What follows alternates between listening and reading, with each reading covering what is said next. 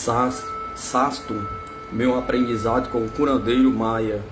Rosita Arvigo com Nadine Epstein.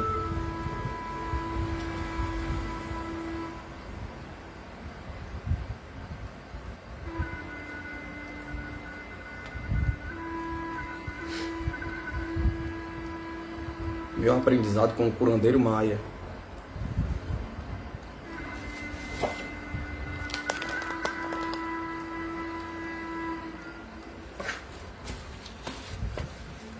Erva de Santa Maria, Epazote, Xenopodium, Ambrosides.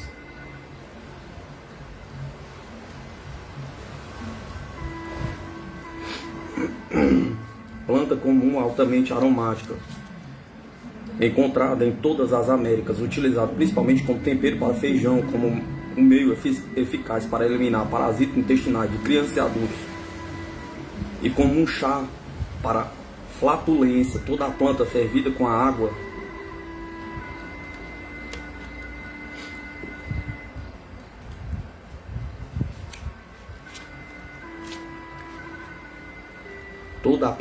em água e bebida durante o dia inteiro é uma boa cura para ressacas.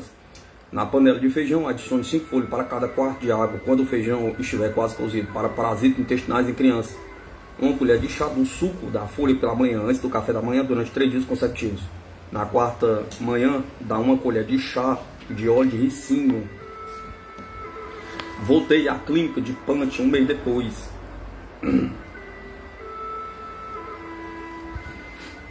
Desta vez, Greg me levou de barco pelo rio e despediu-se de mim com um beijo debaixo de um coqueiro selvagem. Começara a chover há alguns dias e o caminho estava enlameado e escorregadio. Desafiando todas as minhas vãs tentativas de subir o morro, escorreguei e caí 2 vezes, sujando minhas roupas e mochila com uma lama vermelho grossa, mas estava determinado a ir ao seu encontro. Em pouco tempo o caminho ficou menos difícil e fui observando atentamente as folhas nas árvores tropicais em flor e aquelas na mata.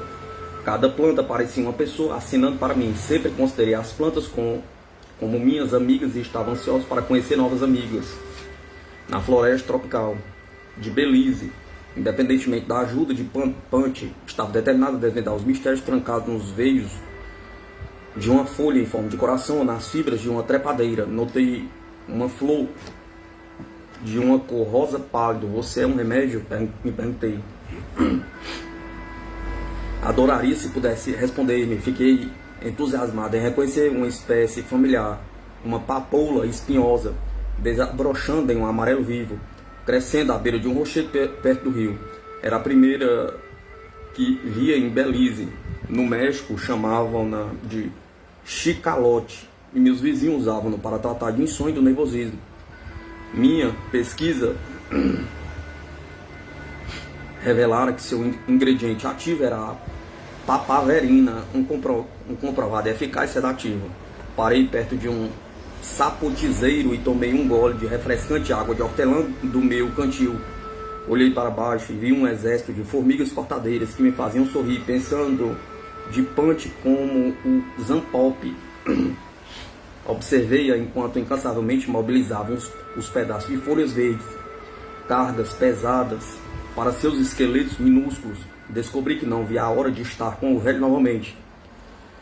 Escalei a última montanha até Santo Antônio. O cheiro distintamente pungente de porcos e de espigas de milho apodrecendo saudou-me enquanto caminhei o último quilômetro até o conjunto de Punch.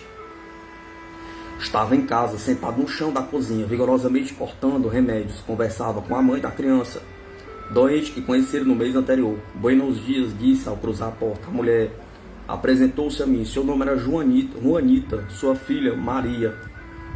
Eu sou Rosita, disse. Estavam no chão e Maria dormia em cima de uma porta velha, sem um colchão ou travesseiro. Na tradição maia é habitual que os curandeiros abriguem seus pacientes, pois muitos estão longe de casa, são pobres demais para pagar um hotel. Quando conheceu Dom Elígio, a família de Maria Já gastara todas as suas economias em remédios, internações em hospitais e táxis.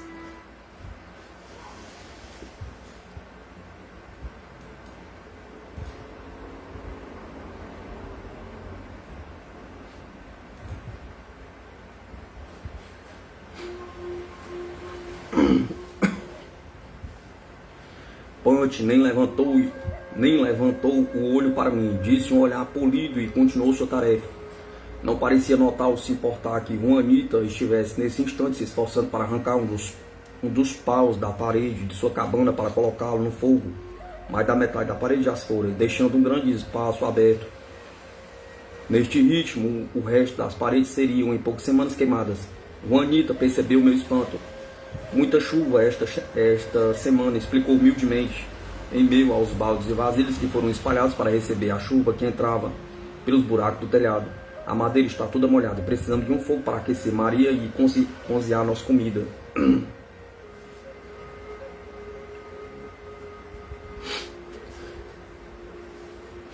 Construí esta casa há 50 anos, disse Punch, juntando-se a nós. Minha mulher e eu vivemos aqui como dois gatinhos deitados sobre uma almofada. Agora o telhado apodreceu, porém aquelas estacas nos cantos sobreviveram a nós todos. São feitas de escoba, uma palmeira que não sabe nem o que é apodrecer. Mas esta casca passou do ponto de ser recuperada, e quando tudo se for, Deus me ajudará a construir outra. Quando sua mulher era viva, explicou, cuidava dos pacientes, alimentando-os com feijão fresco, abóbora e tortilhas feitas em casa. Sempre mantinha a cabana aconchegante e agradável, apesar de fazer o melhor possível. Jamais seria a mesma coisa.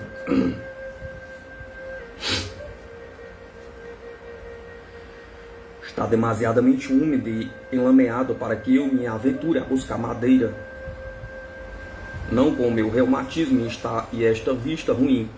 E a mãe não sairia do lado de sua filha, disse para mim, encolhendo ombros. Perguntei se havia madeira velha e estacas apodrecidas de cercas na vila.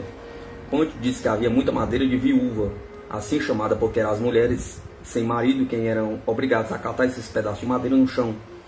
Maria acordou e sentou-se em uma cama de tábuas. Fiquei impressionada com a sua aparência, que estava muito melhor. Juanita começou a alimentar e fiquei observando-a enquanto tomava pequenas colheradas de papa de milho. Os olhos, que estavam anteriormente sem viga e vagos, agora eram claros e brilhantes. Mantinha seu corpo ereto. Não havia o menor sinal de apatia. Até meus cabelos opacos e quebradiços pareciam mais saudáveis. Ah, você está tão melhor, tão bonito, mais feliz, disse. Senti uma mão frágil, confiante entre os meus dedos. Não há ninguém como Deus e Dom Elígio, disse Juanita.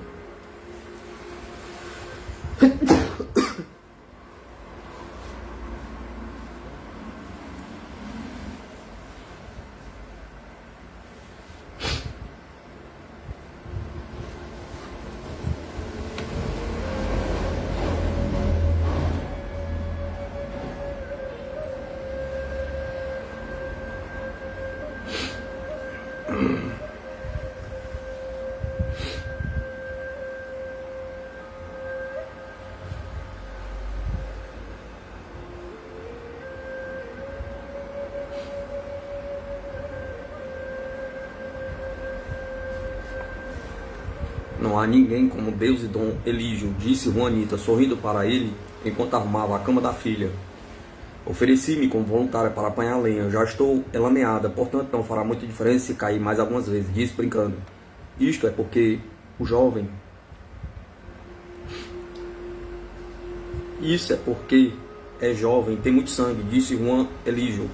Quando somos jovens, nada parece difícil demais. Estou forte e vigoroso como um homem jovem. Gostaria de casar-me novamente com uma moça de 15 anos que me aquecera de noite e sussurrará segredos no meu ouvido e me beijará muito, disse alegremente, enquanto beijava o ar em volta dos seus cotovelos, como se segurasse uma pessoa invisível.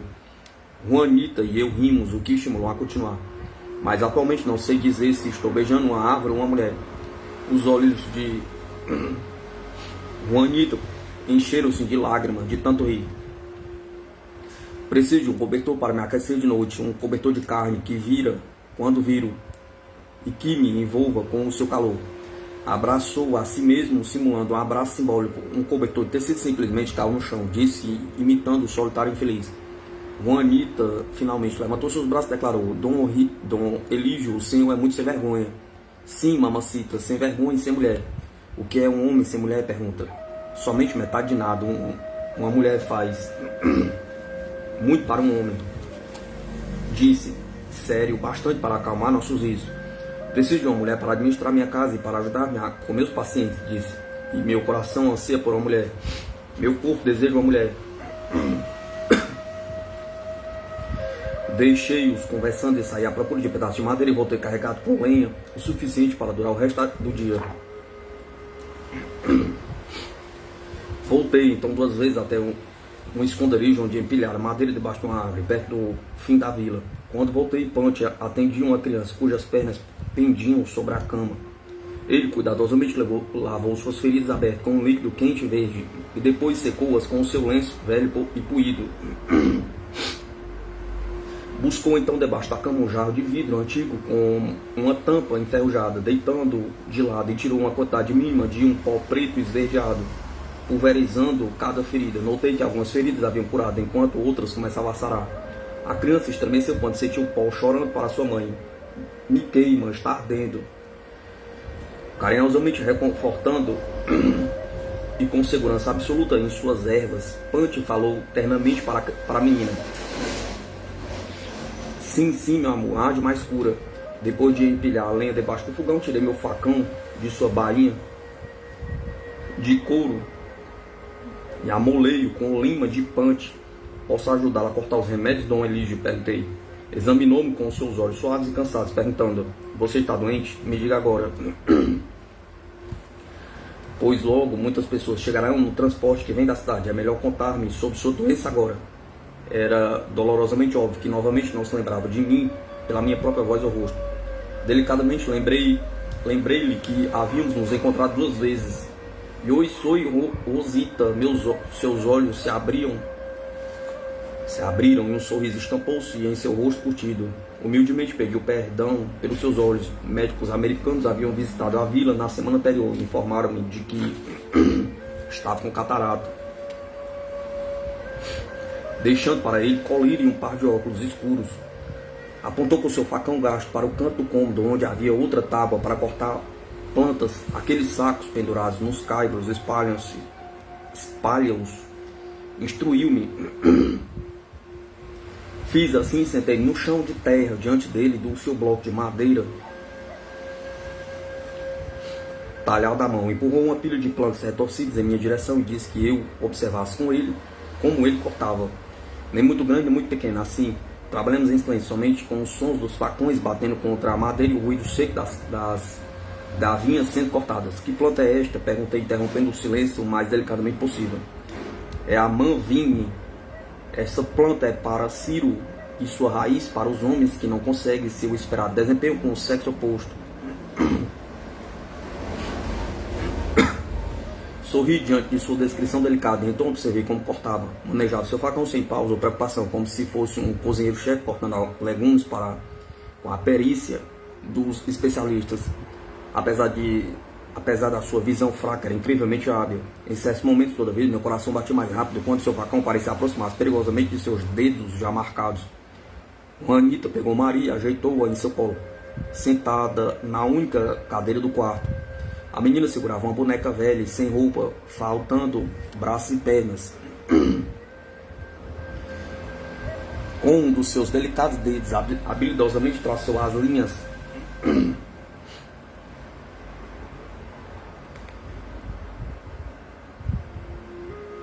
ao redor dos olhos e da boca da boneca, transformando um pedaço de plástico gasto em um brinquedo alegre. Bateu suas finas e nuas pernas contra o lado da cadeira e um pouco do pó negro que Dom Elígio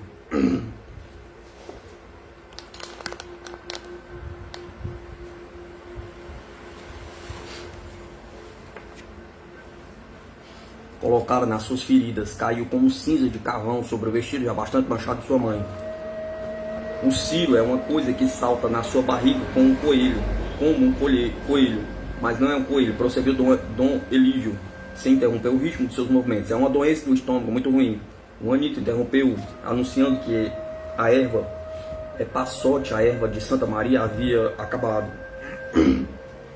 Dera o que restara a Maria esta manhã.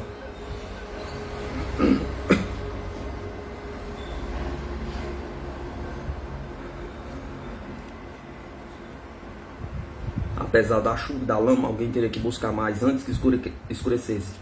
Conheci a epazote dos meus tempos no México e ofereci-me para buscá-la.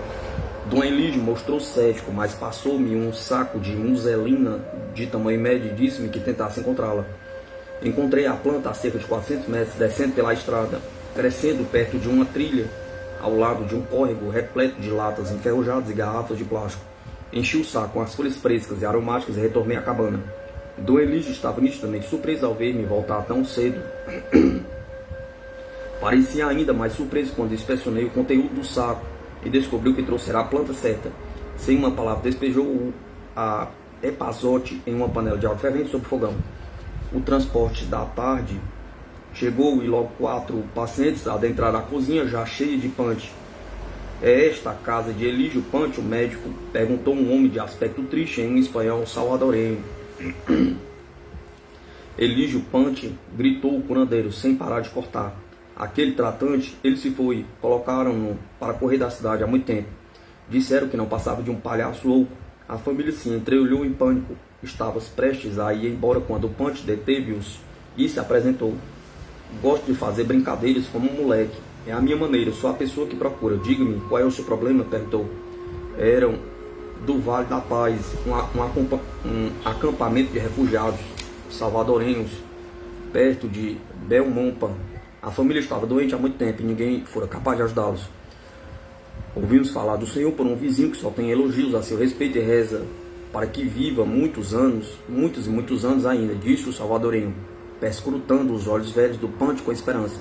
Apontou primeiro para sua filha casada de 18 anos de idade ao seu lado e explicou que não podia ter filhos. A moça enrubesceu e enfiou no seu sapato de plástico no chão de terra. Disse Dom Elígio, balançando seu facão no ar. Curo aqui aqueles que querem e aqueles que não querem. Quase sempre é o útero que está em condições precárias. Este é o centro de uma mulher, sua essência. Nada pode estar bem com ela se o seu útero não estiver em boas condições. Faço massagens, dou chás, banhos e rezo. Então aguardem, terá um bebê com certeza. Disse, passando as mãos sobre sua barriga, imitando a curva da gravidez. Sorriu para a moça, minando um bebê imaginário em seus braços. Mas o problema ainda parecia preocupado. Ele também tinha um problema e era mais difícil de explicar. Minha sorte me abandonou, falou nervosamente. Começara quando for demitido do seu emprego como vigia depois que um colega de trabalho espalhou mentiras a seu respeito. Então ele e sua mulher feliz, casados há 20 anos, começaram a discutir constantemente. Não acredito que isso seja natural, disse o homem. Alguém está fazendo isto conosco, deve ser um inimigo. Punch balançou a cabeça, declarando então com grande vigor. Isto é trabalho para o Sastum.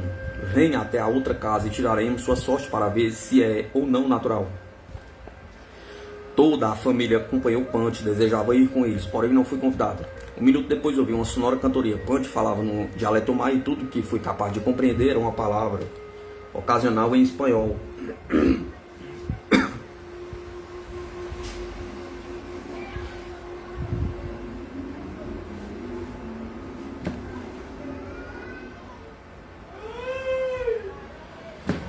Ouvi então o que parecia o som de um objeto de argila batendo contra a madeira. Vi Punch no portal curvado, examinando algo na luz.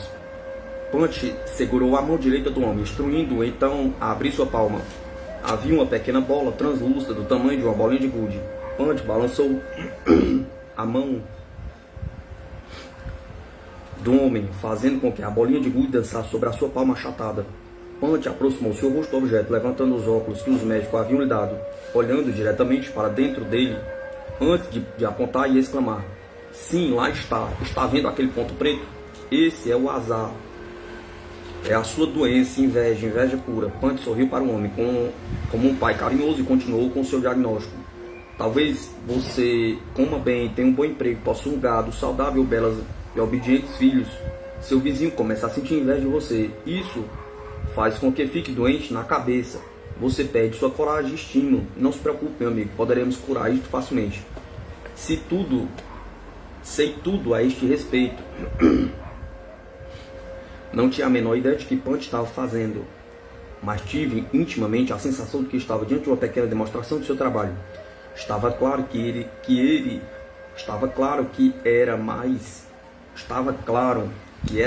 que apenas um homem que entendia de plantas.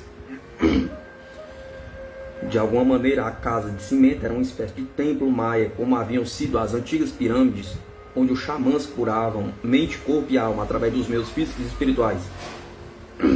Pensei, talvez que pudesse ser o que eu ouvia chamar de Heimen. A tradução de Heimen é aquele que sabe. Era um título de honra concedido às sacerdotisas ou aos sacerdotes curandeiros da antiga civilização maia, muito antes de Cortés e o bispo de Landa talharem a alma da cultura que descobriram no Novo Mundo. Juanita interrompeu meus pensamentos dizendo: "O velho é muito engraçado, não acha?" Perguntei. Ri e brinca o tempo todo. Nada é sério para ele, compreendo sua solidão e dor como viúvo. Se não fosse uma mulher casada, estaria tentada a ficar com ele. Ele não é pobre e é um homem muito amoroso, cuidaria bem de uma mulher. Pouco tempo depois, a família saiu em fila da casa e sentou-se nos bancos perto da estrada. Cada pessoa carregava um saco de remédios. Pareciam alegres e aliviados, dividindo soda, limonada e biscoitos entre si, enquanto esperavam por uma carona até a cidade. Pareciam mais como turistas despreocupados do que com os aflitos pacientes de uma hora atrás. Punch voltou novamente para a cabana e reassumiu seu lugar habitual diante da tábua de cortar no chão. Seu rosto irradiava alegria. Queria fazer muitas perguntas, mas não sabia por onde começar. Não desejava intrometer-me ou parecer grosseira. Finalmente disse: "Muitas risadas lá dentro, hein?" Sorriu e encolheu os ombros. Assim, a maioria das pessoas pensa demais, mas faça-as rir que metade dos seus problemas e enfermidades desaparecerá. Começamos a cortar novamente em pouco tempo.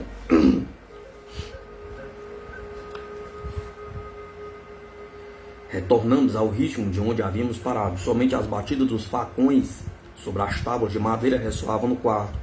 Depois de uma hora, levantou-se e anunciou que iria visitar uma mãe e seu bebê recém-nascido. Fiquei na cabana cortando remédios até o fim da tarde. Varri então seu quintal e amontoei o lixo deixado por seus pacientes. Enquanto caminhava para casa na chuva, fiquei pensando como ele era um velho engraçado. Estava comovido por sua compaixão e empatia genuínas pela dor e medo das pessoas. Apesar das fofocas, não estava vendo nenhum bruxo. Via um curandeiro da mais alta capacidade, um palhaço talentoso. Via um homem de sabedoria.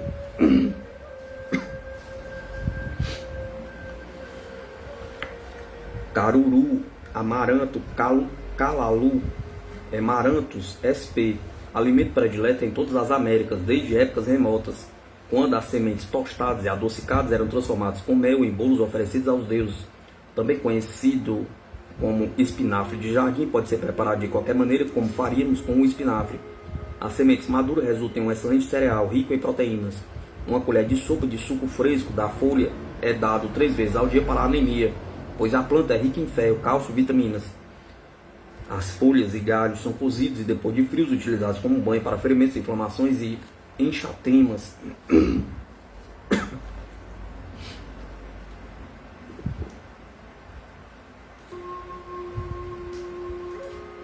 Quando voltei para visitar Dom Elígio na semana seguinte, encontrei-o sozinho. Não ficou claro se lembrasse de mim ou não, porém aceitou, como de costume, minha oferta de ajuda. Ficou contente com meu presente, um saco de chá europeu de camomila, o último que trouxeram de Chicago. Preparei uma xícara de chá para cada um de nós e Dom Elígio começou a falar. Contou-me sua história enquanto cortávamos uma planta recém-colhida de pungente cipó 1000 homens. Nasceram em San Andrés, uma pequena vila maia em uma encosta íngreme no lago Petén, Itza, em Petén, na Guatemala. Quando era ainda um bebê, seu pai, Nicanor, matou um homem em um acesso de fúria. Aos 15 anos de idade, seu pai já era um conhecido hechízero, aquele que pratica a magia negra. As autoridades suspeitavam que era responsável por várias mortes inexplicáveis e sabiam que, por um preço adequado, usava seu poder para prejudicar pessoas inocentes. Ao invés de enfrentar a justiça, Nicanor fugiu, trouxe consigo sua mulher, Gertrudes Kor. Nicanor usara seus poderes para encantar Gertrudes quando esta estava com somente 14 anos de idade. Enviara a ela balas de gergelim contaminados com um pó. Enviara a ela balas de gergelim contaminados com um poder maligno que a transformou em uma escrava dos seus caprichos. Gertrudes carregava Elígio, um bebê de 11 meses, em seu repouso, o tradicional chalé das mulheres da América Central. Dormindo de dia e viajando de noite, foram caminhando pelas trilhas da floresta. Depois de 6 dias, chegaram à fronteira das Honduras Britânicas, atualmente Belize, e atravessaram o rio acobertados pela escuridão. Juntaram-se aos milhares de refugiados que buscavam a única colônia britânica na América Central, fugindo da guerra e da fome. Estabeleceram-se com o irmão de Gertrudes em Sucotes, uma vila maia ao longo do rio Mopan. Nicanor construiu uma casa simples de sapê e plantou milho para alimentar a sua família. Mas em pouco tempo Nicanor parou de se importar com os campos ou com sua mulher e filho. Começou a chegar tarde em casa, frequentemente com outras mulheres. Tirava Gertrudes da cama pelos cabelos, chutava pelo chão e forçava a dormir debaixo do fogão, enquanto fazia amor com outra mulher que encantara na sua cama de casal. Nicanor começou a cobrar quantias altas de dinheiro em Sucotes para realizar seus feitiços perversos.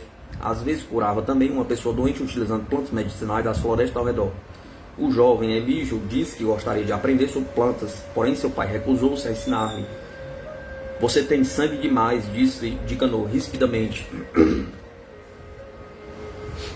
Quando estiver mais velho, talvez eu lhe ensine, mas agora não. Aos 9 anos de idade, Elígio foi trabalhar ajudando seu tio Isaac com sua milpa, uma plantação de milho, feijão e abóbora.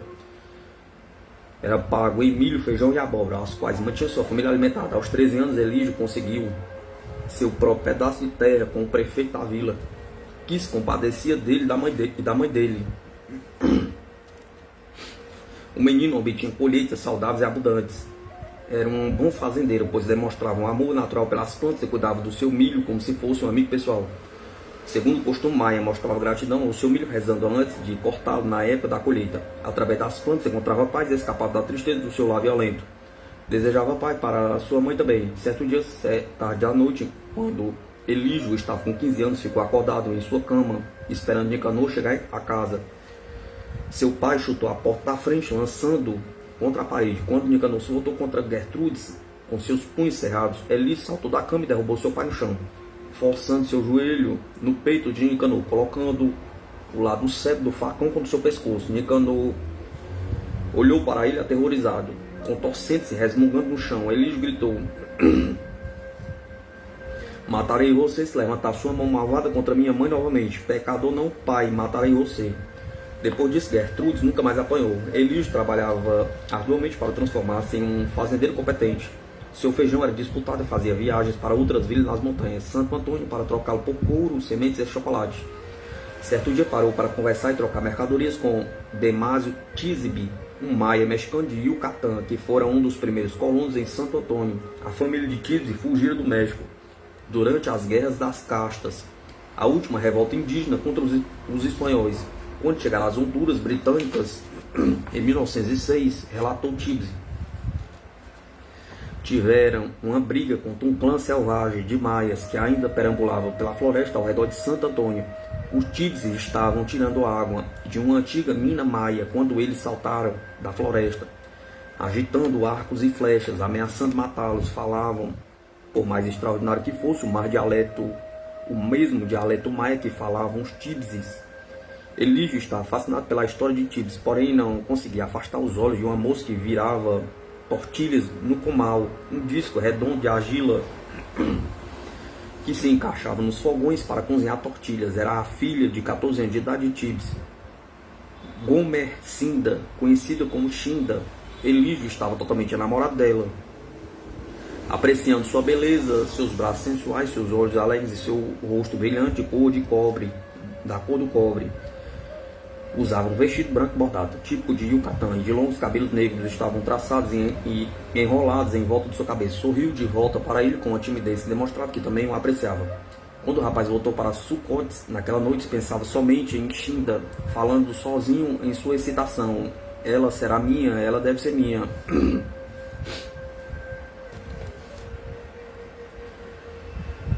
Mas Tibse mostrou-se relutante. A terrível reputação de Nicanor era conhecida por toda parte. Depois de vários meses de namoro, o tio de Elígio e o prefeito de Sucotes convenceram Tibse a confiar nele, apesar de a mãe de Xinda declarar que pegaria sua filha de volta caso fosse maltratada. Ele concordou, contrariando o costume, em mudar-se para a vila de Santo Antônio, a fim de proteger Xinda da infâmia de Nicanor. Jamais houve necessidade de que a mãe dele se preocupasse, contou-me o velho. Sentiu somente alegria durante o casamento com a mulher que chamava da rainha de sua vida. Começamos como crianças, mas vivemos juntos como namorados durante 65 anos, disse. A melhor parte da minha vida foi amando esta mulher. Sempre fazia um esforço especial para cultivar seus legumes e verduras preferidos, tomates, batata doce, caruru, que ele adorava comer com tortilhas quentes e tempero picante.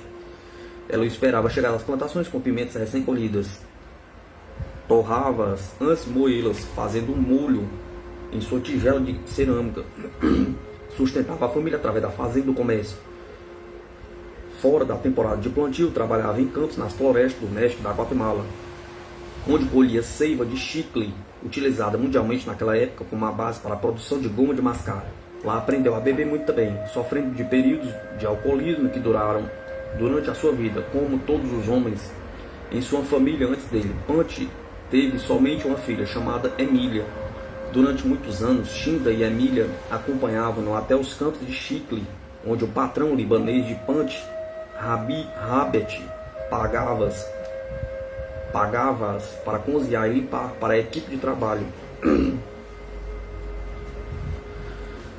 Mas quando Emília estava em idade de namorar, ela e Xinda ficaram para trás em Santo Antônio. Lá Emília casou-se com um homem como seu avô de Canoa. O homem Juan era um bêbado violento que batia nela regularmente diante dos olhos chorosos dos seus 4 irmãos pequenos e seus pais horrorizados. Muitas vezes Punch tentou proteger Emília, mas ela pediu que ele não interferisse. Ele e Xinda sentiam-se impotentes, ouvindo Emília chorar de dor noite após noite. Quando estava grávida do seu 5º filho, ouviram Juan batendo nela em um acesso de fúria. Punch quebrou a promessa que fizera a Emília. Ficou furioso, pegou um machado e derrubou a porta de casa da sua filha. Juan fugiu pela janela dos fundos, deixando Emília desmaiada no chão, banhada em seu próprio sangue. Seus filhos soluçavam e abraçavam as pernas do avô, aterrorizados. Emília morreu pouco dia depois de dar à luz a Ângel. Punch vasculhou a floresta durante quase 2 semanas, jurando matar o assassino da filha. Pecador não, se tivesse encontrado aquele homem maldito, o teria cortado em pedaços sem sentir nenhum remorso. Punch e sua mulher criaram os filhos de Emília como se fossem seus. Logo em seguida, Nicanor foi morto pelo pai de um menino de 13 anos de idade, a quem encantara e seduzira. Gertrudes enterrou Nicanor e veio morar em Punch, em Santo Antônio. A mãe de Xindra, Teresa, também veio morar com eles depois da morte de Demásio Tibse. Gradualmente, a casa passou das raízes do desespero para as vinhas da felicidade. Punch recordou. Punch sempre sonhara em ser um curandeiro. Havia rezado para encontrar o professor certo, em que ele revelasse a arte branca da cura, para que pudesse apagar a insidiosa magia negra que seu pai levara consigo para o túmulo. Em 1935, uma goma sintética foi desenvolvida que era mais barata que o chiclete, e os empregadores de Punch avisaram que esta seria sua última estação. Naquela estação, o acampamento era na floresta tropical da Guatemala, perto das ruínas ainda intactas da cidade maia de Tikal. Lá, Punch encontrou seu professor, um caraíba misterioso chamado Jerônimo Requena. Certa noite, depois que a lua nasceu, os trabalhadores sentaram-se ao redor da fogueira, bebendo rum e ruidosamente contando histórias. Depois de beber um pouco, Jerônimo gabou-se de ter o poder de se transformar em um jaguar. os homens resmungaram e murmuraram entre si, instigando-o a provar o que disseram e transformar-se em um gato selvagem na frente de muitas testemunhas.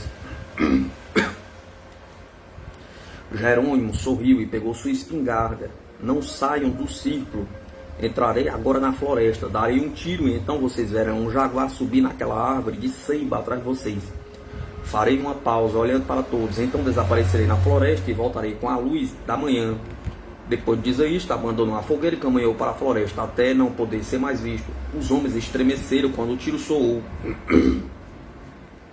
Em questão de minutos, um imenso jaguar macho apareceu. O animal selvagem enterrou suas garras na casca da árvore de ceiba atrás deles e saltou de um galho firme sobre suas cabeças. Alguns homens gritaram, outros fizeram o sinal da cruz, e muitos fugiram para se esconder. Os olhos do jaguar brilhavam, observando-os correndo para esconder-se atrás das árvores. Abriu uma boca cavernosa e rugiu ferozmente. Desceu então pelo tronco, saltando de volta para a selva. Punch estava agitado demais para dormir naquela noite e ficou de olho na rede vazia de Jerônimo. Conhecia das histórias da sua infância que um verdadeiro He-Man podia passar a noite como um jaguar, totem dos He-Man.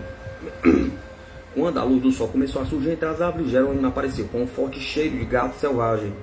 Jerônimo dormiu o resto do dia abraçado com a sua espingarda. Algumas semanas depois, o restante da equipe foi embora e Punch se ofereceu para ficar com Jerônimo, a fim de tomar conta das ferramentas do equipamento. Acamparam em um canto úmido de um dos antigos templos de Tikal, agora cobertos por raízes de árvores e magníficas trepadeiras. Sob nossas cabeças havia esculturas em um desenho misterioso feito pelos meus antepassados, diz Punch. Certa noite, assaram um macaco no fogo e se lançaram em uma conversa animada. Punch tinha medo de Jerônimo e foi necessário um tempo para que tivesse coragem suficiente para perguntar-lhe: diga-me, camponês, você conhece algumas coisas? Perguntou. Jerônimo olhou desconfiadamente para ele e pediu-lhe que explicasse o que queria dizer com coisas. Punch disse que queria aprender sobre as plantas curativas. Explicou sobre seu pai, um curandeiro que desperdiçara seus dons em magia negra, recusando-se a ensiná-lo. Continuou insistindo com Jerônimo, até que o velho Caraíba respondeu cansado: sim, conheço estas coisas, mas não tenho a menor paciência para curar as pessoas. Elas me enlouquecem, não me importo de cuidar dos chicleros, mas me escondo nestes acampamentos para evitar as pessoas doentes. O reflexo do fogo brilhou nos olhos do Caraíbe ao voltar-se e olhar profundamente de Punch. Você tem paciência, rapaz? Disse resmungando. Sem hesitar, Punch prometeu que era de fato paciente, digno de confiança. Curar é o que me interessa. Sempre quis saber, papazito. Você me ensina, por favor? Perguntou. Jerônimo voltou seu rosto para as chamas amarelas e permaneceu em silêncio por mais alguns momentos. Olhou para a escuridão da selva e então falou: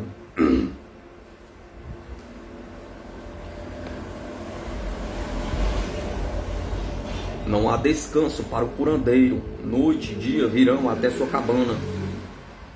Com suas histórias tristes, suas doenças, suas dificuldades são muitas. As pessoas não compreendem o curandeiro e frequentemente desconfiam de nós. Quando curamos aquilo que os médicos não conseguem, os médicos nos chamam de bruxos e espalham mentiras a nosso respeito. Dizem que trabalhamos com o diabo. Estou lhe avisando, é uma vida solitária.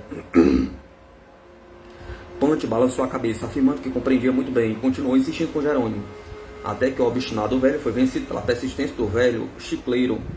Está certo, ensinarei a você. Agora bem aqui na floresta, onde todas as plantas crescem, os espíritos vivem. Ali no coração das florestas densas, nevoenses de Péten, sua terra natal, Punch iniciou seu treinamento como curandeiro. Ele e Jerônimo buscavam ervas, árvores, plantas e raízes. Punch jamais aprendera a ler ou a escrever, guardava, portanto, tudo que Jerônimo dizia na sua cabeça todas as noites. Em volta da fogueira, repassavam as lições do dia. Jerônimo fazia com que experimentasse as plantas, fizesse chás e pós das mesmas e aprendesse a reconhecê-las mesmo quando estivesse com os olhos vendados.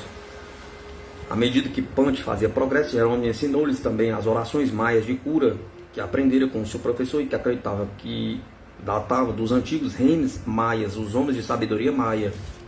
Jerônimo aconselhou Punch a não ter relações sexuais com sua mulher quando fosse curar um paciente gravemente doente. Caso contrário, perderia seu poder e ele ficaria seriamente enfermo, e ela ficaria seriamente enferma. Aceitou isso, acreditando que Shinda compreenderia seu novo caminho juntos. As semanas se passaram. Na noite, antes de partir, Jerônimo preparou-se para a bênção final de Punch. Dispôs 9 tigelas feitas de cabaças para uma cerimônia primícia, a fim de apresentar Punch aos espíritos maias. Juntos, Punch e Jerônimo prepararam atole de milho, queimaram resina da árvore de copal e recitaram a cantiga primícia. Como instrução final, Jerônimo passou para Punch a antiga e secreta oração que permitia que andasse pela noite como um jaguar. Mas Punch não a utilizou, não tinha o menor desejo de transformar-se em um gato. Temia que se o fizesse, poderia ser morto por um caçador. Poucos depois, Jerônimo caiu de um coqueiro e quebrou-se o pescoço. Quando Punch o encontrou, Jerônimo estava quase morto. Abençoou Punch pela última vez, recomendando que fosse sempre bom e paciente com as pessoas doentes, que se lembrasse do seu maestro com futuras primícias. O mestre morreu nos braços do seu aluno, murmurando: morro feliz porque passei tudo que sei a você. O que sabe será minha memória viva. Quando voltou a Santo Antônio, Punch começou a procurar os remédios das montanhas e florestas próximas. Estavam todos lá, e a esta altura, meus velhos amigos, adquiriu a experiência de cuidados médicos, estudando com as parteiras e o tio de Shinda, Manuel Tibbs, que fora curandeiro de uma vila no México. Comecei a curar minha família, então vieram as pessoas da vila. Depois as pessoas viajavam de todas as partes para consultarem-se comigo. Faltava somente uma coisa no início de sua prática em San Antônio. Jerônimo dissera que precisara de um sastron a fim de poder comunicar-se com os espíritos maias. Aquele que possui um sastron convive com os espíritos maias como se fossem amigos íntimos, dissera Jerônimo. No universo mais, somente um fino véu separa o físico do espiritual. Ao olhar para dentro do sastron, um Rime, homem de sabedoria maia, era capaz de determinar a fonte de doença ou de obter respostas divinas a perguntas. 9 vezes por ano, durante 2 anos, Punch montou o altar da primícia em sua plantação de milho, pedindo que Deus e os espíritos maias enviassem para ele um sastron para possibilitá-lo fazer seu trabalho de cura melhor. Um dia sua paciência foi recompensada.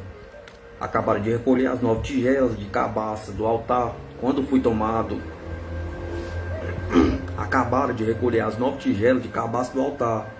Quando fui tomado por uma enorme sensação de felicidade. Fui pulando e dançando como uma criança durante todo o trajeto para casa. Quando vi o Shinda estava sentado debaixo do limoeiro do lado de fora da sua cozinha. Estendeu sua mão dizendo: olha o que encontrei no chão hoje. Uma criança deve ter esquecido aqui. Veja, é uma bolinha de gude. Na mão de Shinda, Punch viu a pedra verde translúcida, que era o seu sastron.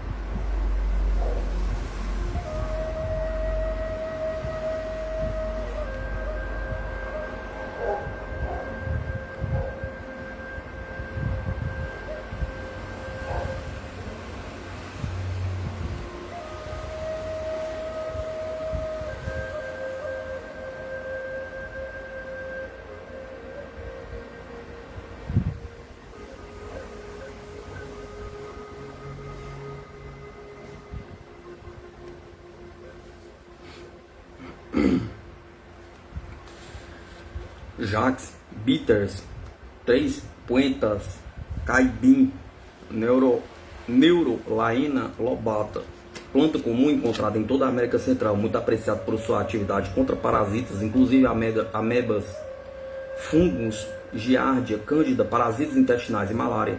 Tanto o suco fresco da folha ou o chá fervido podem ser utilizados para propósitos internos ou externos. As folhas e talos de planta contêm um princípio ativo, sesquiterpeno de aldeído, uma substância fortemente amarga encontrada em muitas plantas antimaláricas.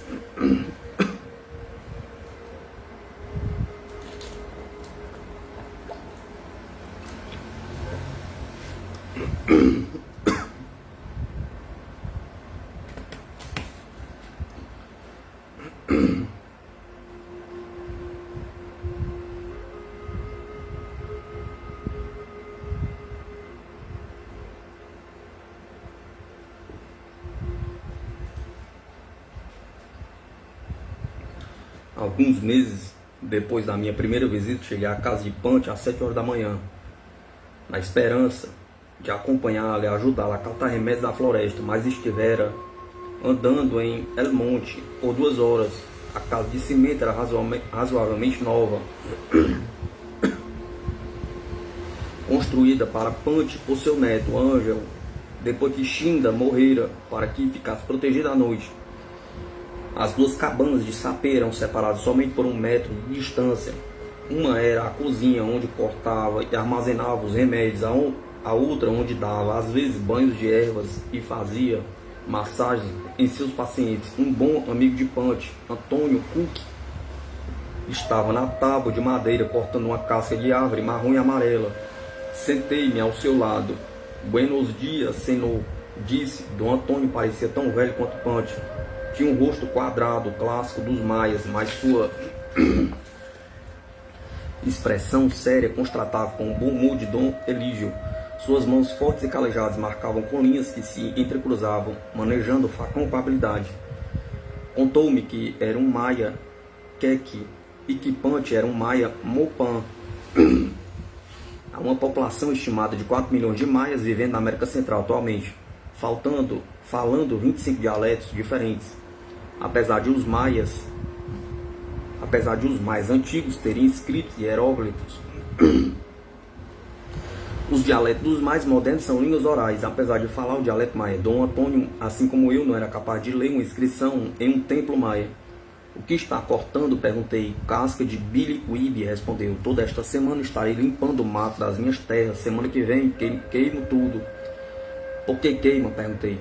A fim de preparar a terra para plantar milho. Meu pai fazia isto, seu pai também, assim como seu avô. É o nosso costume. Belize ainda mantinha intacta 50% das suas florestas tropicais, mais do que qualquer outro país da América do Sul ou Central. Mas as coisas estavam mudando rapidamente. Os principais culpados eram aqueles que plantavam, que criavam gado para comercializar, e as companhias de frutas cítricas que estavam limpando milhares de acres de uma só vez. Pequenos fazendeiros como Dom Antônio só exacerbavam o problema, praticavam a agricultura dos cortes das queimadas, um método utilizado na América Central durante mais de 5 mil anos. Um método que já fora eficaz e estava se transformando em uma ameaça. Observando suas feições enrugadas, era difícil acreditar que fosse um destruidor de florestas tropicais. Durante os últimos meses, constataram que Dom Antônio era uma das principais pessoas que colhiam ervas para Dom Elígio.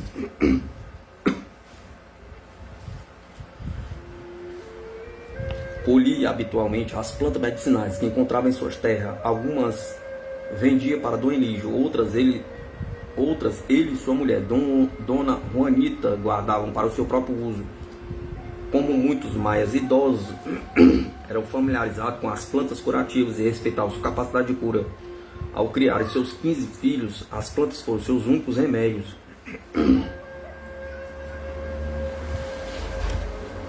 Enquanto conversávamos, vimos o pequeno corpo de Punch aproximando-se das cabanas. Dom Antônio levantou-se antes que eu conseguisse, a fim de remover o pesado saco de remédios da floresta das suas costas. Dom Elígio examinou os pacientes que estavam sentados no banco do lado de fora da porta e comentou casualmente: "Ah, Rosita, você veio novamente. Fiquei fora de mim." Finalmente lembrou-se de mim. Senti como se tivesse chegado no topo de uma montanha.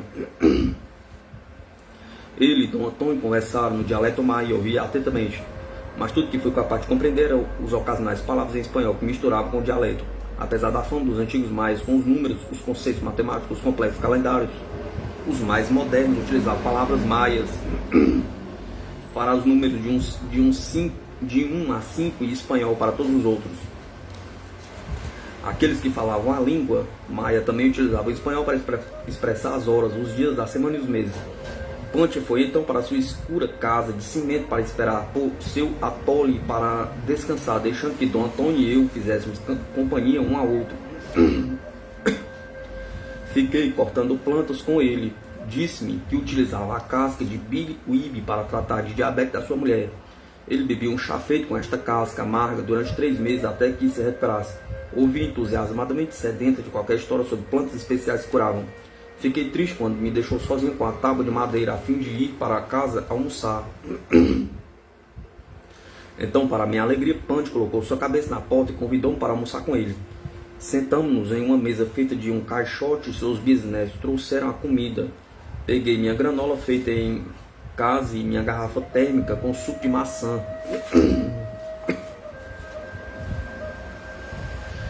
Enquanto comia minha granola, ele olhou perplexo para mim. O que está comendo, filha? Farelo? Perguntou. Comecei a rir. Farelo era o termo local para ração de galinha. Contei-lhe sobre a granola e a dieta vegetariana que fazia há 15 anos. Sorriu em aprovação. A comida industrializada estava destruindo as dietas das pessoas, censurou. As pessoas estão sofrendo com aquilo que chamam de doença da alimentação moderna. A comida enlatada ou cuchinada estava na raiz da maioria das enfermidades dos seus pacientes, que notaram que estava piorando nas últimas décadas. Diz que a ingestão de alimentos em embalagem cheia de químicas e preservativos tornou as pessoas mais vulneráveis à pressão alta, às doenças cardíacas, à artrite, à diabetes e ao câncer. Para a doença da alimentação moderna, disse, dou o chá da casca de bálsamo para purificar os rins e o fígado, e muito destes problemas desaparece. Considerava muito prejudicial também os picolés gelados, conhecidos localmente como ideals. Desde que as pessoas começaram a chupar aquelas coisas horríveis, começaram a ter ciro, diz. Somente com o advento da refrigeração é que as pessoas foram capazes de beber bebidas geladas. Frio demais dá cólica no estômago. Depois de um tempo fica cheio de nós e um pouco de comida já o enche totalmente. Então, quando massageia o estômago, tem uma pulsação forte. É como se um coelho, mas é o ciro. É como se fosse um coelho, mas é o ciro. Se levar ciro para o médico, ele gritará, hérnia, hérnia. Pegar a faca, temos que operar. Mas o que poderão retirar? Há somente ar lá dentro. Mas o que poderão retirar se há somente ar lá dentro? Perguntou. Diz que achavam uma lástima que plantas medicinais como a manvinha, que usava para tratar do ciro, estivesse sendo desprezada. Achava isto especialmente lamentável, visto que a medicina moderna não descobriria nenhum tratamento melhor que o para a gastrite.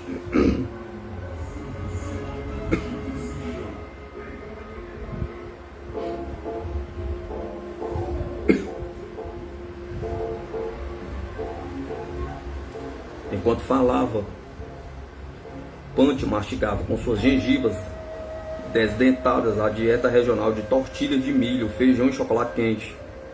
Diz que detestava o prato predileto de Belize, arroz com feijão, e não comia muito dos gêneros alimentícios que seu vizinho apreciava, como a banho, rabo de porco. Até muito recentemente, a maioria das pessoas da vila tinham quintais onde cultivavam chaia, chuchu e coentro, e algumas verduras selvagens, inclusive o caruru.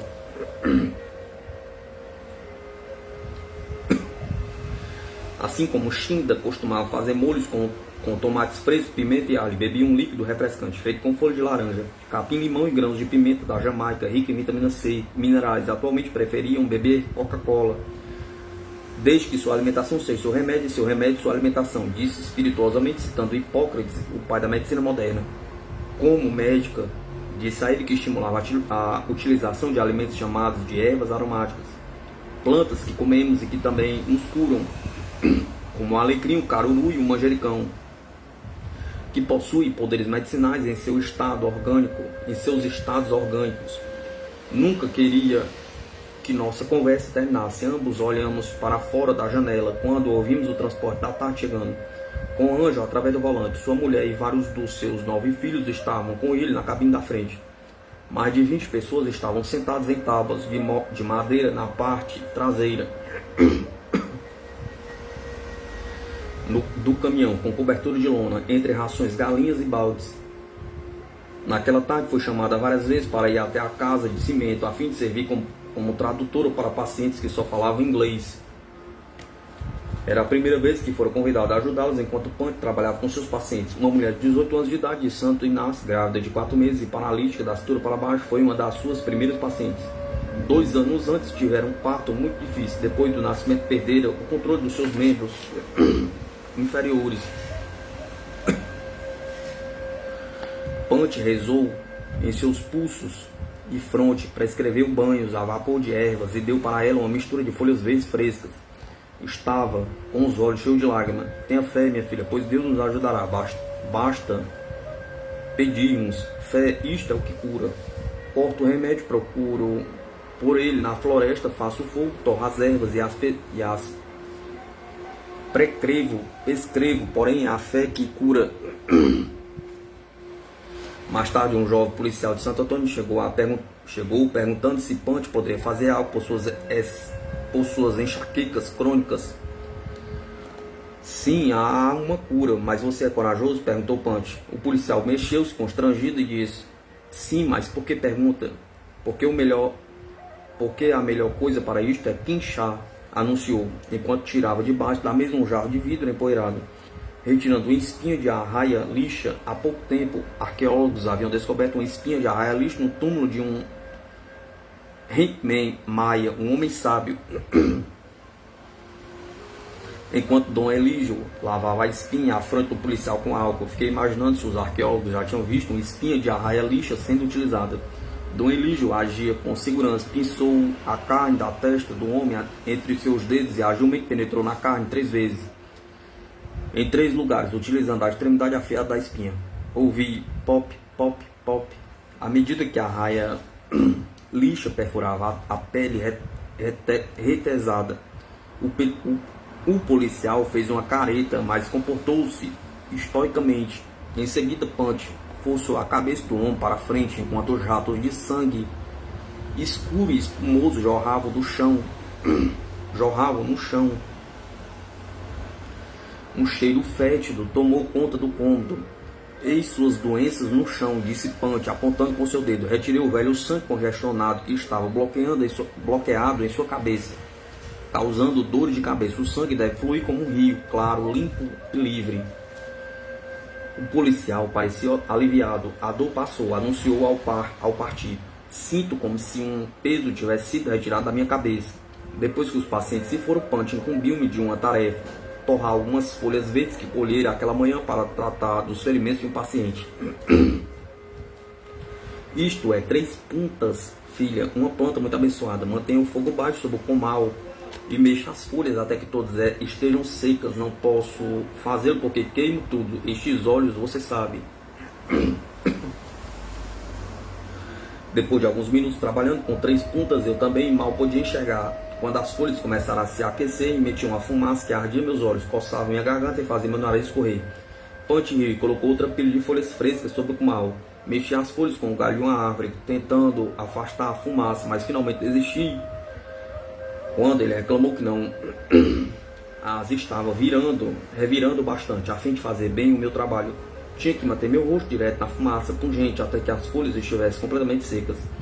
Era uma tarde especialmente tropical e torrida, e eu estava perto de desmaiar com o calor adicional do fogo, mas não queria executar mal minha tarefa nova. Fiquei, portanto, soprando meu rosto, tentando refrescar-me um pouco. Não tinha nenhuma mão livre para enxugar o suor que escorria pelo meu pescoço.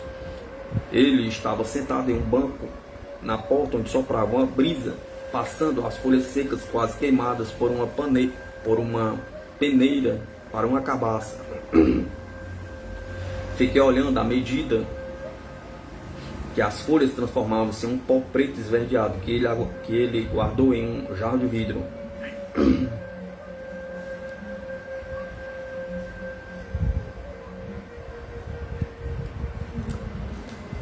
Depois que terminei, voltei ao meu posto de cortar a casca de biliwibe. Punch olhou para mim com um sorriso orgulhoso. Gosto da maneira como manejo o facão, Rosita, mas deixe-me afiá-lo para você, funcionará melhor.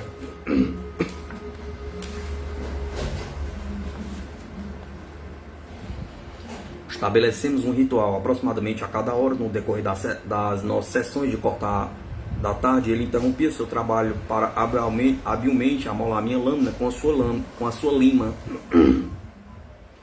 Era um pouco de cortesia, sua maneira de fazer algo por mim. Contávamos histórias um para o outro enquanto trabalhávamos. Adorava falar sobre a sua Shinda. Confiara tanto nele sem jamais questioná-lo sobre tratar mulheres sozinho em seu quarto. Mesmo quando tinha que olhar suas partes íntimas, nenhuma só vez ela abriu a cortina para dizer: o que está acontecendo aqui? Não, jamais coloquei uma mão com segundas intenções sobre uma paciente mulher. É pecado, eu não peco. Conte-me a triste história da morte de Shinda. Contou-me a triste história da morte de Shinda. Mataram-na, disse bruscamente, com a raiva renovada o suficiente para convencer-me de que esta ferida ficaria sempre aberta. Shinda tinha uma hérnia que eu não conseguia curar, apesar das minhas plantas e orações, não desaparecia. Levei-a para o hospital da cidade de Belize e entreguei aos cuidados de um médico. Imagine eu, aos 81 anos de idade, indo pela primeira vez à cidade de Belize, aceitando que a doença de Shinda estava além das suas capacidades. Voltou para a sua vila a fim de continuar colhendo seus feijões de Natal, planejando buscá-la dentro de poucos dias. Mas estava na minha plantação de milho quando de repente meu coração disparou no peito. Larguei minhas ferramentas e fui para casa. As pessoas estavam diante da minha porta, esperando que eu chegasse para avisar-me que a morte de Shinda acabara de ser anunciada pelo rádio. Mamacita, com aquelas palavras, caí de joelhos e desmaiei.